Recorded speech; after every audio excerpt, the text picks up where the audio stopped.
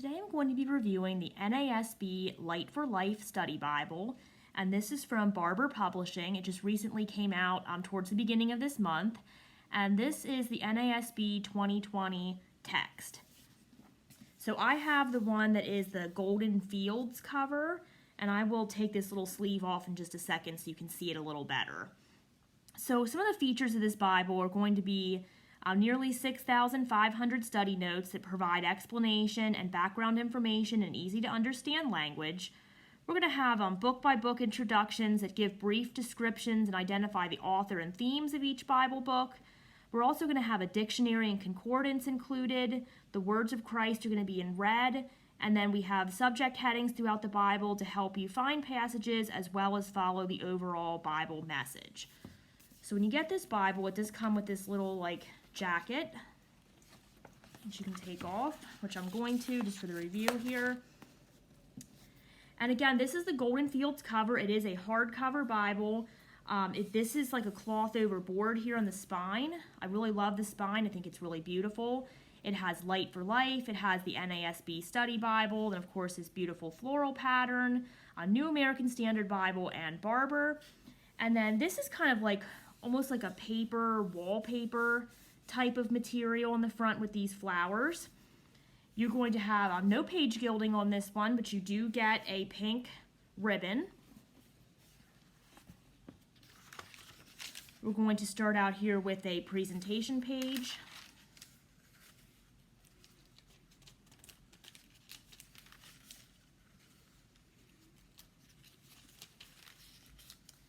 Okay, we're going to get a table of contents. A little bit closer, there we go. And then you're going to get a scriptural promise, which is Isaiah 40 verse 8, I should say, make that a little more clear. You're going to get the fourfold aim of the Lockman Foundation and a preface to the New American Standard Bible.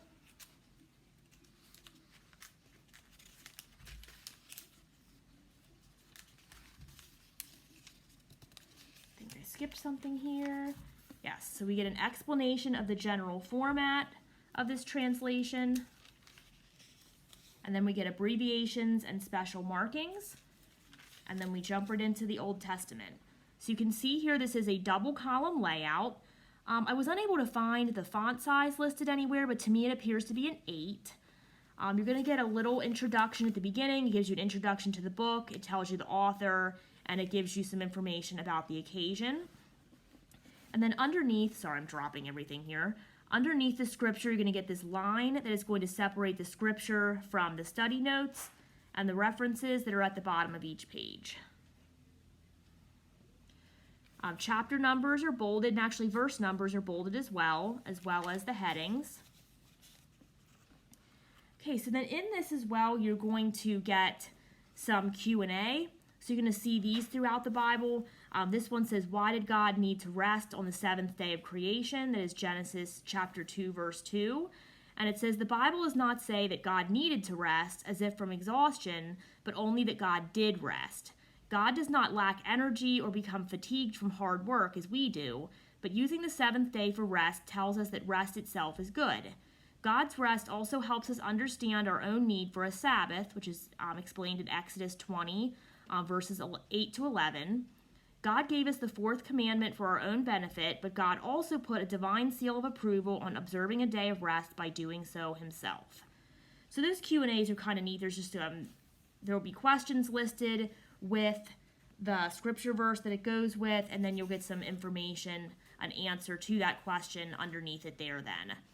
We're also going to have some full page articles throughout. This first one here is the fall of humankind, and that refers to Genesis 3.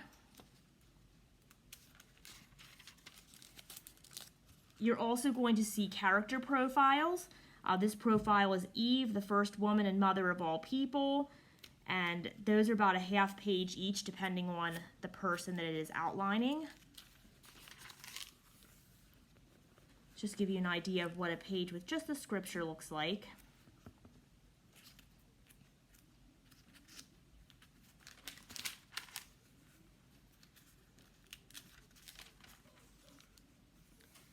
Here is another question and answer. Why did God use a rainbow as a sign of the covenant with Noah? Referencing Genesis 9:13. And then another full-page article here, just about full page. What was the Tower of Babel? From Genesis 11. A profile of Abraham. So you can see there's a lot of information in here. The study notes aren't too overwhelming. You know, this is the study notes here on this page. So you can see it's not a ton, that it's like an overwhelming amount, but you definitely get some on every page. And then you're going to have those Q&As, those full-page articles, like this one's the history of Jerusalem. And then you also have, I forget what I said now, the Q&As and the character profiles, plus those full-page articles, along with the traditional study notes.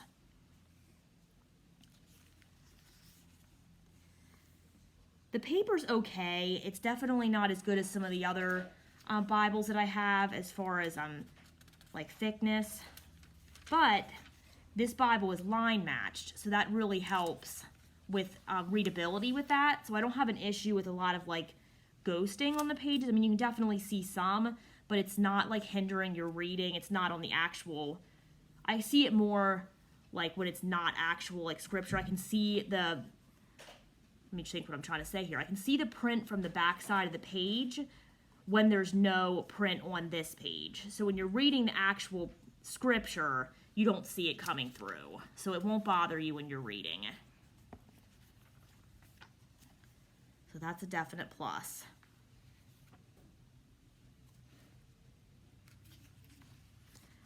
One thing I would like to see, the cover's so beautiful, I would like to see a little more color on the inside.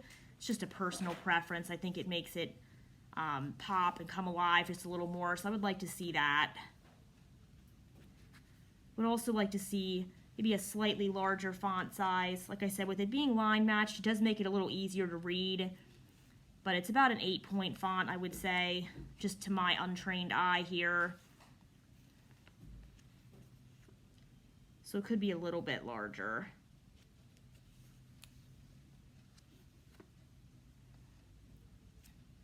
And one thing I do really like about it is there's not a lot of stuff. I don't know if there's any actually right now at this point when I'm recording this video.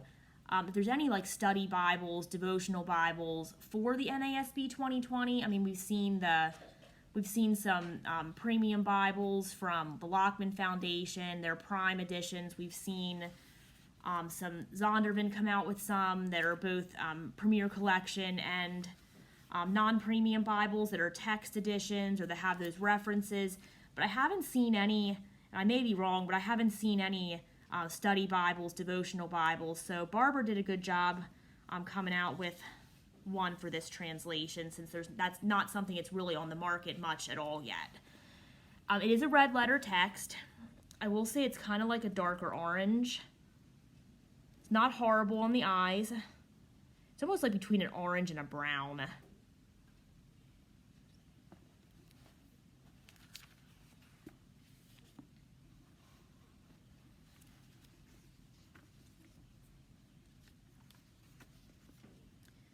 Let's go ahead and get to the end here so I can show you what we have at the end. Okay, so once we get to the end of the Bible, we're going to have a dictionary concordance. It's pretty readable. Some of those are really tiny font. This one's pretty decent.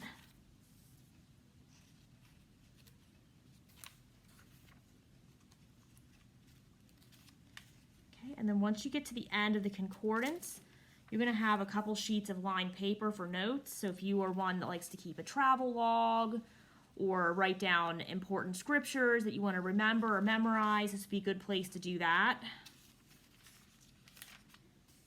And then at the very end, we're going to have full color maps.